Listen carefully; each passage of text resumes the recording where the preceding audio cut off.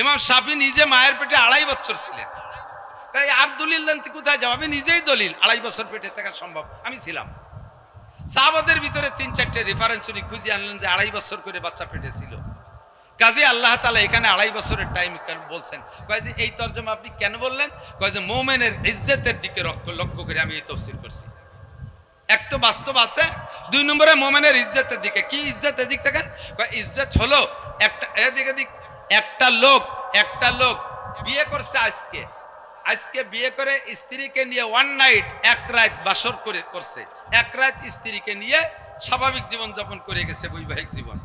এই লোকটা কাল সকালে ফ্লাইট করে চলে গেছে বিদেশ। 2.5 বছরের ভিতরে যদি ওই লোকটা বিদেশের থেকে আসার আগে 2.5 বছরের মধ্যে যদি এই মহিলাটা একটা বাচ্চা ডেলিভারি করে, এই বাচ্চাটাকে বৈধ বলতে হবে, এই বাচ্চাটা হালাল। এর সম্পর্কে তোমরা কটূক্তি করতে পারবে না। আল্লাহ বলেছেন হামলুহু ওয়া ফিসালুহু, প্রত্যেকটা পেটে রাখা এবং দুধ থেকে বিচ্ছিন্ন করা উভয়টার জন্য 2.5 বছর করে সময়। কাজেই এই বাচ্চা তার কি বলে ওই বিদেশি পুরুষের মানে যে ছেলেটা বিয়ে করে গেছে তারই বৈধ সন্তান। সে এক রাত স্ত্রীকে নিয়ে ঘর করে গেছে, ওই রাত্রে গর্ভধারণ করে গেছে, বাচ্চা পেটে রয়েছে 2.5 বছর। এটা ধরে নিবা মুমিনের ইজ্জতের দিকে তাকাই। ইমাম শাফি রহমাতুল্লাহ আলাইহির ফয়সালা এরকম।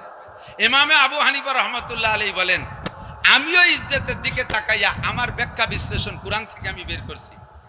পেটে থাকবে আল্লাহ পাক রব্বুল আলামিন। ইমাম শাফি বলেন যে আল্লাহ পাক সর্বোচ্চ টাইম বলছেন যে বাচ্চা পেটে থাকার সর্বোচ্চ টাইম 2.5 বছর। তবে সর্বনিম্ন টাইম কতটুকু? ইমাম আবু হানিফা বলেন আল্লাহ তাআলা এই আয়াতের ভিতরে বাচ্চা পেটে থাকা এবং বাচ্চাকে দুধ থেকে বিচ্ছিন্ন করা সর্বনিম্ন টাইম, সর্বকম টাইমটা আল্লাহ তাআলা বয়ান করেছেন। সেটা হলো যে বাচ্চা পেটে থাকার সর্বনিম্ন টাইম 6 মাস। কয় মাস? 6 মাসের ভিতরে যদি একটা মহিলা যদি একটা বাচ্চা ডেলিভারি দেয়, তাহলে ওই বাচ্চাটা সম্পর্কে, মহিলা সম্পর্কে কেউ কটূক্তি করলে, যদি কেউ মন্তব্য খারাপ করো, খারাপ ভাষা দাও, তাহলে তাকে হদ্দে কজব, তাকে অপবাদের শাস্তি গ্রহণ করতে হবে 6 মাসের পরে যদি একটা বাচ্চা দেয়। কিন্তু আমাদের সমাজে কি আছে, কোন মহিলা যদি বিবাহের পরে 6 মাস পার হইতে হইতে, অর্থাৎ 6 মাস পূর্ণ করে যদি একটা বাচ্চা ডেলিভারি দেয়, এ সমাজের মানুষ ওই মহিলাটা সম্পর্কে কুধারণা করে কি করে না? যদি দাদি শাউরি আর নানি শাউরি থাকে, তারা যা কয় শুনি তো মাঝে মাঝে, কয় যে ওই তো আমি প্রথম দিন এই টের পাইছি, একেবারে খালি হাতে আসে নাই, কিছু নিয়ে আইছে, উনি টের পাইছে, উনি ছিল সে জায়গা। এরকম মন্তব্য করে কি করে না? হযরত ওমর ইবনে খাত্তাব, এদিক তাকান, হযরত ওমর রাদিয়াল্লাহু আনহু যখন খলিফাতুল মুসলিমিন, উনি স্টেজে বসা, উনি মসনাদে বসা, রাজপ্রাসাদে ওনার অফিসে বসা, ইতিমধ্যে একটা মেয়ে, একটা মহিলা, সারা গায়ে রক্ত, নিচের টুক রক্তাক্ত হয়েছে ডেলিভারির কারণে। ডেলিভারিতে রক্ত হয়, সেই রক্তে নিচের কাপড় ভিজে লাল, আর গায়ের উপরেরটাও রক্তাক্ত, এইটা লাল হয়ে গেছে মারির রক্তে। এইভাবে মায়ের খাইয়া মহিলাটা দৌড়াইতে দৌড়াইতে খলিফাতুল মুসলিমিন হযরত ওমরের সামনে এসে হাজির। ইতিমধ্যে পিছন দিয়ে একটা বড় জওয়ান, হাতে লাঠি আর পাথর, এক হাতে লাঠি আর এক হাতে পাথর নিয়ে দাওয়াইতে আসে। হয়তো বাড়ির থেকে পিটাইছে, কিন্তু মাঝে এই টাইমে মহিলাটা বিচ্ছিন্ন হয়ে দৌড়ায় হযরত ওমরের সামনে আসছে। পিছন দিয়ে লোকটা আইসা ওমরের সামনে তো আর মারতে পারে না, কিন্তু বিশাল মিজাজ, জওয়ানও সেরকম। হযরত ওমর বলে, কি ব্যাপার, তোমরা ধাওয়াধাই করতেছো কেন? এই মহিলাটাকে, আর তুমি কে? তো ওই লোকটা বলতেছে, খলিফাতুল মুসলিমিন, এই মহিলাটা আমার স্ত্রী। তাহলে কি অবস্থা, তুমি এইভাবে দায় নিয়ে এসছো কেন? কয় যে ওটা জানিয়া, ওটা ব্যভিচারিণী। কি জিনা করছে, কি অপবাদ, কি অপরাধ? কয় যে ও আমার সাথে বিয়ে হয়েছে আজ থেকে মাত্র 6 মাস আগে। আজকে এই মহিলা একটা বাচ্চা ডেলিভারি দিয়েছে।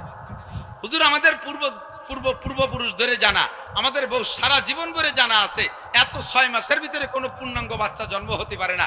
নিশ্চয়ই ওর বাপের বাড়ি থেকে আমার সাথে বিয়ের আগে কোথাও সে অন্যায় করে, খারাপ মানে আচরণ করে, জিনা করে গর্ভধারণ করে আসছে। সেই গর্ভে জিনার বাচ্চা আজকে আমার বাড়ি ডেলিভারি দিয়েছে।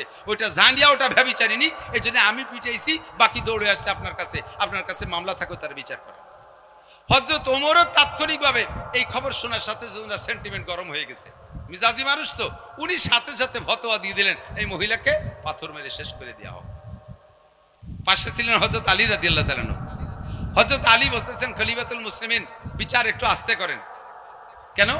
কয় যে কোরআন শরীফে আসছে ওয়া হামলুহু ওয়া ফিসালুহু সালাসুনা শাহরা, আল্লাহ পাক বলেছেন গর্ভধারণ করার সর্বনিম্ন টাইম, বাচ্চাকে দুধ খাওয়ানোর সর্বনিম্ন টাইম, দুইটা টাইম মিলেই আল্লাহ তাআলা বলছেন 30 মাস।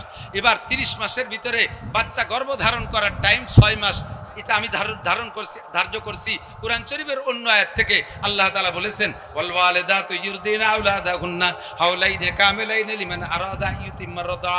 যদি কোনো মা তার বাচ্চাকে পূর্ণ পরিমাণ দুধ পান করাইতে চায়, পরিপূর্ণ দুধ পান করাইতে চায়, তাহলে হাওলাইনে কামেলাইনে 2 বছর পূর্ণ দুধ পান করাইতে পারবে। দুধ পান করানোর জন্য কোরআন শরীফের অন্য আয়াতের দ্বারা আল্লাহ তাআলা 2 বছরকে ভাগ করে নিয়ে গেছেন, অর্থাৎ 24 মাস। কয় মাস? 24 মাস। দুধ খাওয়ানোর জন্য যদি 24 মাস চলে যায়, তাহলে পেটে থাকার টাইম থাকে কয় মাস? 6 মাস। কাজী এই মেয়েটা 6 মাস পরে যেহেতু বাচ্চা ডেলিভারি দিয়েছে, আল্লাহর কোরআনে তারে বৈধ সন্তান ঘোষণা দিয়েছে। ও খলিফাতুল মুসলিমিন, আপনি এই মেয়েটাকে কেন পাথর মারি মারবেন? হযরত ওমর রাদিয়াল্লাহু আনহু চেপে গেছে, হযরত আলীর ফতোয়ায় থামিয়ে গেছে। উনি সাথে সাথে বললেন লাউলা আলিয়ুন লাহালাকা ওমর, আজকে যদি আমার পাশে আলী না থাকতো তাহলে আমি ওমর এই ভুল ফয়সালা দিয়া আমি আজকে ধ্বংস হয়ে যেতাম। একটা নিরপরাধী মহিলাকে মারিয়ে দিয়ে আমি কিয়ামতে কাঠগড়ায় দাঁড়াইতাম। তো দোস্ত, হযরত ইমাম শাফি রাহমাতুল্লাহ আলাইহি উনি যে মাসালা বলেছেন সে মাসালায় ওনার বুদ্ধিমতে সেটাও সহি। আবার হযরত আবু হানিফা রাহমাতুল্লাহ যেটা বলেছেন কোরআন থেকে এটাও সহি। এবার তুমি আহলে কোরআন জীবনে কোনোদিন কোরআন শরীফ শুদ্ধ করে পড়তে পারো না, তুমি কোরআন শরীফের ভিতরে ডুবাইয়া এই সমস্ত ক্রিটিক্যাল মাসালাগুলো কিভাবে তুমি বের করতে পারবে? আমার দিক তাকান। কোরআন শরীফে আসছে ওযুর মাসালা, যেটা আমি আয়াত পড়ছি এটা বলে আমি শেষ করে দেব। ওযুর মাসালা, আপনি ওযুতে হাত ধোবেন কতটুক? ইজা কুনতুম ইলা সালাত ফাগসিলু উজুহাকুম। উসুলুস শাসির ভিতরে মাদ্রাসার ছাত্ররা যারা উসুলুস শাসি পড়ছে তারা ইন্ডিয়া অনেক সুন্দর পড়াশোনা করে, নুরুল আনোয়াররা পড়াশোনা করে। আমি আপনাদেরকে সাধারণ পাবলিকদেরকে একটু বলি, দিক দেখান। কোরআন শরীফে আসছে ইজা কুনতুম ইলা সালাত ফাগসিলু উজুহাকুম, তোমাদের মুখ দাও।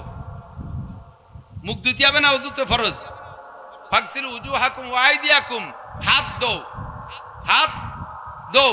কতটুক? ইলাল মারাফিক। এই কেনুকে বলা হয় মারাফেক, মিরফাক। মারাফেক পর্যন্ত ধো। আমার দিক একটু বুঝতে হবে বাপ, একটু বুঝতে হবে।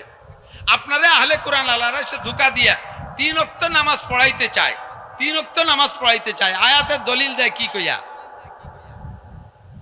কি কয়ে দলিল দেয়? তারা দলিল বলে ওয়াকিমিস সালাত তারাফাইন নাহার ওয়া যুলাফাম মিনাল লাইল, নামাজ পড়ো দিনের 2 ভাগে রাতের 1 অংশে, তাহলে 3 ওয়াক্ত হইছে। দিনের 2 অংশে রাতের কিছু অংশ, এতে নামাজ পড়ো, তাতে সব মিলে ওটা 3 ওয়াক্ত পাইছে নামাজ। অথচ হাদিসে আসছে আল্লাহর নবী নিজে বলেন, এই আয়াতের তাফসীর তরজমা নিজেই বলেন, আল্লাহ পাক বলেন তোমাদের উপরে নামাজ 5 ওয়াক্ত ফরজ করা। কয় ওয়াক্ত? হুজুর বলেন 5 ওয়াক্ত। খামসু সালাওয়াতিন ইফতারাজাহুন্নাল্লাহ। হাদিসে ইমামতে জিবরাইলের মধ্যে আসছে, হুজুর বলেন আম্মা মানে জিবরাইল ইয়ামাইন, জিবরাইল আমরা 2 দিন ইমামতি করে নামাজের শিক্ষা দিয়ে গেছে এবং 2 দিনের ইমামতি 5 ওয়াক্ত নামাজের শিক্ষা দিয়েছে, ফজর, জোহর, আসর, মাগরিব, ইশা। আরে আহলে কোরআন আল্লাহ 3 ওয়াক্ত পায়, তুই তো কোরআনের কিছু বুঝিস না, কোরআনের কিছু বুঝিস না। আগে আয় উলামায়ে কিরামের কাছে বয়, তাদের কাছ থেকে পড়িয়া কোরআন শরীফ শেখ, তারপরে তুই আহলে কোরআনের দাবি কর। দেখবেন খুঁজে গোড়া এই আহলে কোরআনের আবিষ্কারক যে, আহলে কোরআনের মুরব্বী যে, সে নিশ্চয়ই আলেম না। কথা বলে নিশ্চয়ই আলেম না, সাধারণ একজন জেনারেল শিক্ষিত হবে। সে একা একা কোরআন শরীফ পড়ে অতটুকু বুঝিয়ে আমাদেরকে ধোঁকা দিচ্ছে। আল্লাহ তাআলা হেফাজত করুক।